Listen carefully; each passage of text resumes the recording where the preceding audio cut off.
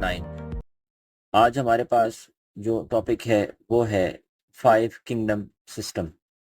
उसमें सबसे पहला है 1.5.1 किंगडम प्रोक्रियोट, इसको मोनेरा भी बोलते हैं। तो पहले इसका टेक्स्ट रीड करते हैं जो आपकी बुक में है। This kingdom includes all unicellular and microscopic organisms. These organisms lack membrane-bounded nucleus and other organelles inside the cells. Their cell wall is made of murine. Examples are bacteria and cyanobacteria. अच्छा, इसकी translation देखते हैं।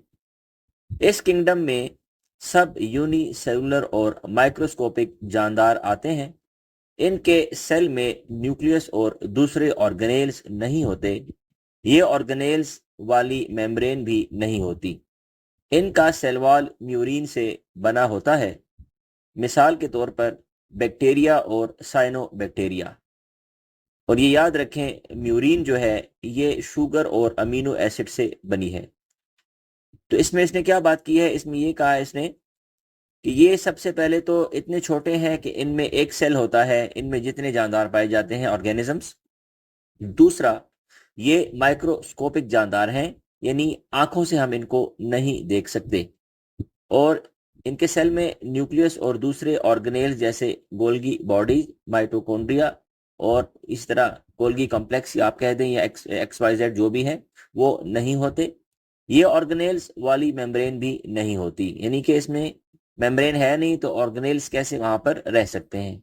इनका cell wall तो है लेकिन वो murine से बना है, और म्यूरिन खुद जो है शुगर और अमीनो एसिड से बना होता है। और ये म्यूरिन जो है सेल की शक्ल को बरकरार रखने का काम करता है। और इसमें मिसाल है बैक्टीरिया और साइनोबैक्टीरिया।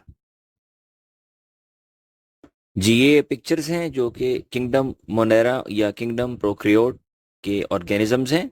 ये यूनिसेलुलर हैं और माइक्रोस्कोप से ये तस्वीरें ली गई हैं।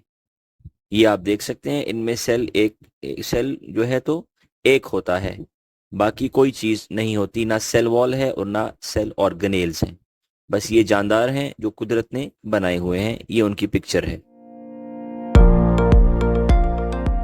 नेक्स्ट जो किंगडम हमारे पास है वो जो है 1.5.2 में है, किंगडम प्रोटेस्टा और प्रोटोक्टिस्टा। अब बुक में जो टेक्स्ट है उसको देखते हैं। This kingdom included eukaryotic organisms which are usually small and having differences with the organisms of other eukaryotic kingdoms. They usually live in aquatic habitats. Alga, slime molds, protozoans, Plasmodium, amoeba, and Paramecium are some of the examples of this kingdom. Translation क्या है इसकी? इस kingdom में वो जानदार आते हैं जो यूक्रियोटिक होते हैं, यानी इनके सेल्स में न्यूक्लियस और ऑर्गेनेल्स होते हैं। ये अक्सर पानी में रहते हैं। मिसाल के तौर पर अल्जा है, slime, moulds, protozoans, plasmodium, amoeba और पैरामेशियम। यानी वो इसको क्या हम वजाहत करेंगे कि ये किंगडम ऐसा है जिसमें वो जानदार हैं जिनके अंदर सेल्स भी हैं और न्यूक्लियस भी है। न्यूक्लियस के साथ साथ सेल्स के अंदर न्यूक्लियस, न्यूक्लियस के साथ साथ ऑर्गेनेल्स भी हैं। वो जो गोल्गी बॉडीज की बात मैंने की थी, माइटोकॉन्ड्रिया की बात की थी, तो ये इसमें मौजूद हैं। यानी और ये इसकी मेन खासियत क्या है, ये पानी में रहते हैं। अक्सर अक्सर कहते हैं ज्यादातर, बहुत ज्यादा मिकदार इनकी पानी में पाई जाती है। और ये नीचे जो नाम है ये इनकी मिसालें हैं: algae, slime moulds, protozoans, plasmodium, amoeba and paramecium. ये इनकी मिसालें हैं।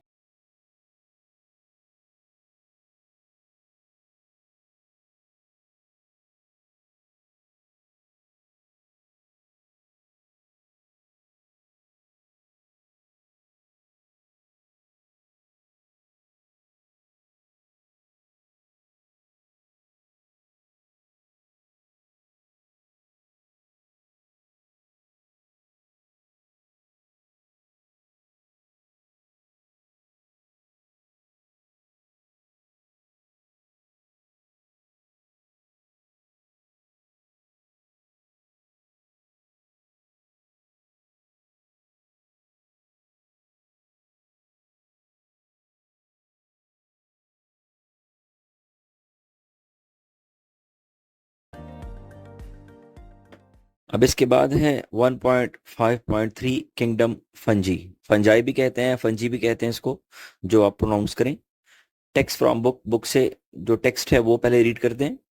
Fungi includes organisms which are all eukaryotic and multicellular. Their cell wall is made of chitin, polysaccharide, polysaccharide भी इसको कहा जाता है। They do not have chloroplast, so they cannot synthesize their own food and are therefore heterotrophic. The food is stored inside the body in the form of glycogen. Some of the examples are mushrooms, molds, puffballs, yeast, etc. Translation देखते हैं। इस kingdom में सब जानदार eukaryotic और multi cellular होते हैं। इनमें क्लोरोप्लास्ट नहीं होता, इसलिए ये अपना खाना नहीं बना सकते और हेट्रोट्रॉफिक होते हैं। खाना इनके जिस्म में ग्लाइकोजन के तौर पर स्टोर होता है। मिसाल इसकी मशरूम है, मोल्ड्स हैं, पफ बॉल्स हैं, यीस्ट एक्सेट्रा। अब इससे ये बात समझ में आती है कि इस किंगडम में जितने भी जानदार हैं, इनमें ये बात क्लियर है कि ये मल्टी सेलुलर यानी कि एक सेल से ज़्यादा सेल्स वाले होते हैं। इनमें क्लोरोप्लास्ट नहीं होता, तो क्लोरोप्लास्ट ना होने की वजह से ये अपना खाना बना नहीं सकते। तो जो अपना खाना नहीं बना सकते उनको बायो की इस्तिलाह में हेट्रोट्रॉफिक कहते हैं, हेट्रोट्रॉफिक कहा जाता है। तो खाना फिर कहाँ से? तो ग्लाइकोजन की शक्ल में इनके जिस्म में जो ग्लाइकोजन है वो खाने के तौर पर स्टोर रहता है, तो वही खाने का काम करता है ग्लाइकोजन। तो इनमें एग्जांपल्स मशरूम्स हैं, मोल्ड्स हैं। तो ये कुछ एग्जांपल्स नाम लिखे हैं, वो आप देख सकते हैं। अच्छा, तो अब आते हैं 1.5.4 किंगडम प्लांटा की तरफ। This kingdom includes multi cellular eukaryotic organisms which are autotrophic in nature. Their cell wall is made of cellulose and mostly lack centrioles inside their cells. The reserve food is in the form of starch. Examples are brassica, mulberry, pinus, ferns, etc. Translation क्या कहती है? इसमें सब multi cellular और eukaryotic जानदार आते हैं जो ऑटोट्रॉफिक होते हैं, यानी ये अपना खाना खुद बना सकते हैं। इनके सेल की सेल वॉल सेलुलोज से बनी होती है और अक्सर इनमें सेंट्रियोल्स नहीं होती। खाना स्टार्च के तौर पर स्टोर होता है। मिसालों में ब्रेसिका सरसों, मलबरी जो आपके पास है, शातूत इसको कहा जाता है, पाइनस चीड़ का दरख्त और फर्न्स कजफ भी कहते हैं इसको, एक किस्म का पौधा है।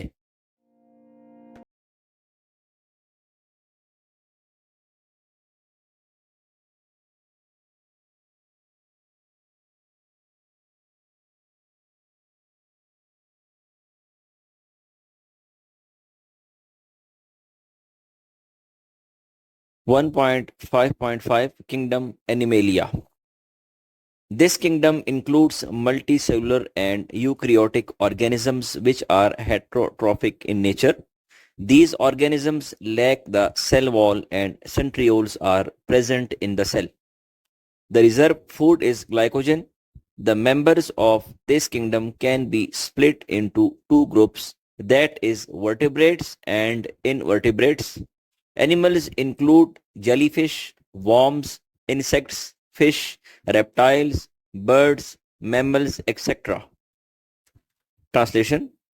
इस किंगडम में सब मल्टी सेलुलर और यूक्रियोटिक जानदार आते हैं जो हेट्रोट्रॉफिक होते हैं, यानी ये अपना खाना खुद नहीं बना सकते। इनके सेल में सेल वॉल नहीं होती और सेंट्रियोल्स मौजूद होते हैं। खाना ग्लाइकोजन के तौर पर स्टोर होता है। इस किंगडम के जानदार दो ग्रुप्स में डिवाइड होते हैं, एक वर्टिब्रेट्स और दूसरा इनवर्टिब्रेट्स।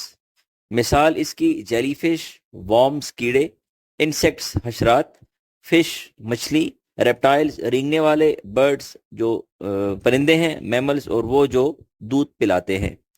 इससे ये बात समझ में आती है कि ये तो एक ये है कि ये मल्टी सेलुलर होते हैं, यूकैरियोटिक जानदार हैं, एक सेल नहीं होता, एक से ज्यादा सेल पाए जाते हैं इनमें। हेट्रोट्रॉफिक इसलिए है कि ये अपना खाना खुद नहीं बनाते बल्कि बाहर से लेते हैं। उसके बाद इनके सेल में सेल वॉल भी नहीं होती और सेंट्रियोल्स तो मौजूद होते हैं। ग्लाइकोजन के तौर पर खाना स्टोर होता है, जब खा लेते हैं खाना तो ये अंदर ग्लाइकोजन की शक्ल में स्टोर होता है। इसके दो ग्रुप्स हैं, एक वर्टिब्रेट दूसरा इनवर्टिब्रेट। वर्टिब्रेट वो है जिसकी रीढ़ की हड्डी हो और इनवर्टिब्रेट वो है जिसकी रीढ़ की हड्डी ना हो।